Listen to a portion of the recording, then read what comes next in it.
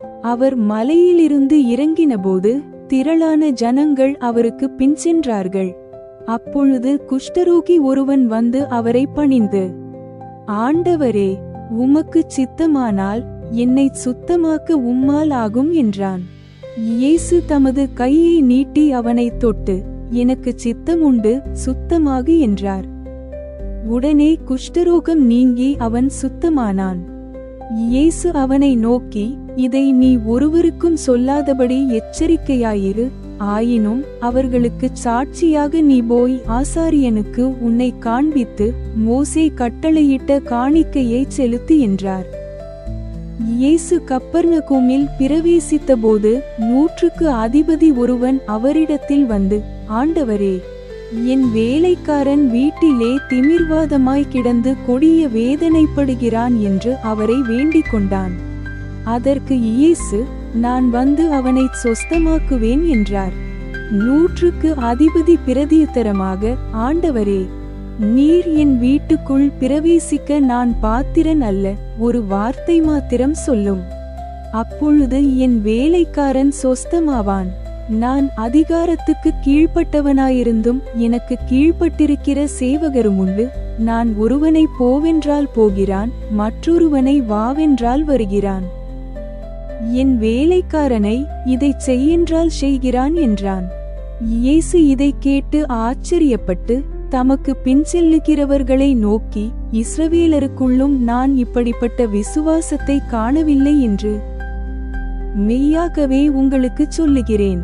அநேகர் கிழக்கிலும் மேற்கிலுமிருந்து வந்து பரலோகராஜ்யத்தில் ஆபிரகாம், ஈசாக்கு, யாக்கோபு என்பவர்களோடே பந்தியிருப்பார்கள். ராஜ்யத்தின் புத்திரரோ புறம்பான இருளிலே தள்ளப்படுவார்கள். அங்கே அழுகையும் பட்கடிப்பும் உண்டாயிருக்குமென்று உங்களுக்கு சொல்லுகிறேன் என்றார். பின்பு இயேசு 100க்கு அதிபதியை நோக்கி, நீ போகலாம், நீ விசுவாசித்தபடியே உனக்கு ஆகக்கடவது என்றார்.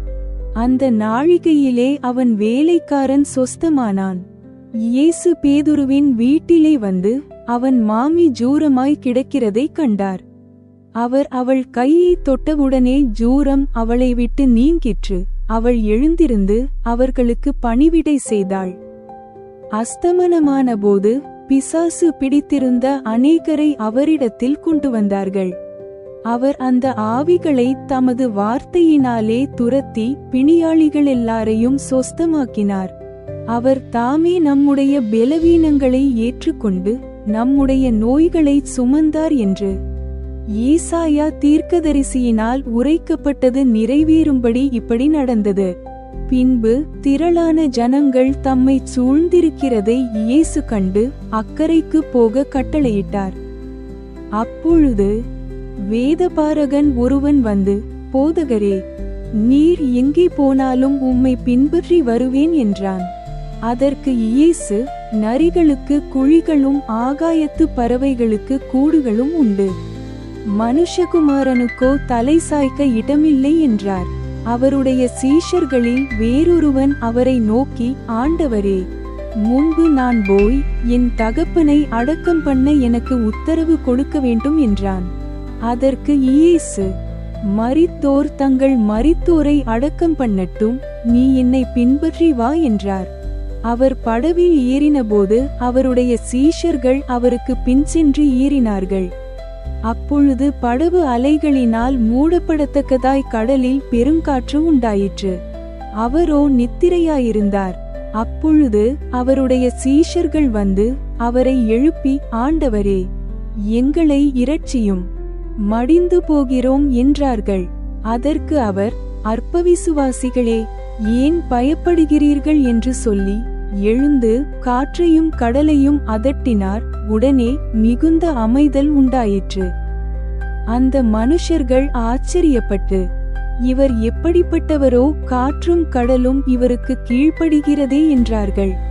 அவர் அக்கரையிலே கெர்கிசேனர் நாட்டில் வந்தபோது பிசாசு பிடித்திருந்த 2 பேர் பிரேத கல்லறைகளிலிருந்து புறப்பட்டு அவருக்கு எதிராக வந்தார்கள்.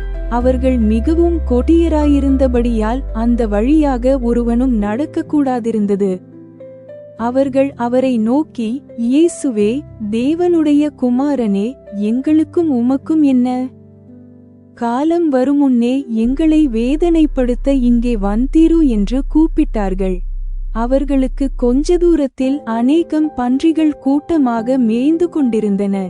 அப்பொழுது பிசாசுகள், நீர் எங்களை துரத்துவீரானால் நாங்கள் அந்த பன்றி கூட்டத்தில் போகும்படி உத்தரவு கொடும் என்று அவரை வேண்டிக் கொண்டன.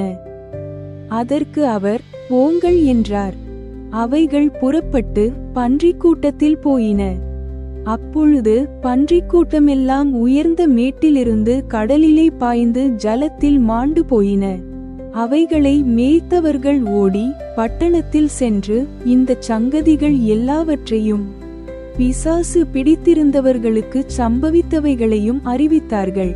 அப்பொழுது அந்த பட்டணத்தார் யாவரும் இயேசுவுக்கு எதிர்கொண்டு வந்து அவரைக் கண்டு தங்கள் எல்லைகளை விட்டு போகும்படி அவரை வேண்டிக் கொண்டார்கள்.